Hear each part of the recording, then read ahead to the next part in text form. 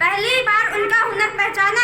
शकुंतला ने 6 साल की उम्र में मैसूर यूनिवर्सिटी और रत्नावली यूनिवर्सिटी में आयोजित कार्यक्रम में अपनी प्रतिभा का परिचय दिया। इसी के साथ शकुंतला देवी को भी अपने इस गुण का एहसास होने लगा। साल 1944 में शकुंतला अपने पिता के साथ लंदन चली गई।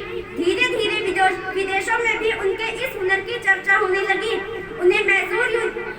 उन्हें यूएससी यूनिवर्सिटी में आमंत्रित किया गया, जहां उन्होंने मुश्किल से मुश्किल सवालों के जवाब भी चुटकियों में दे दिए।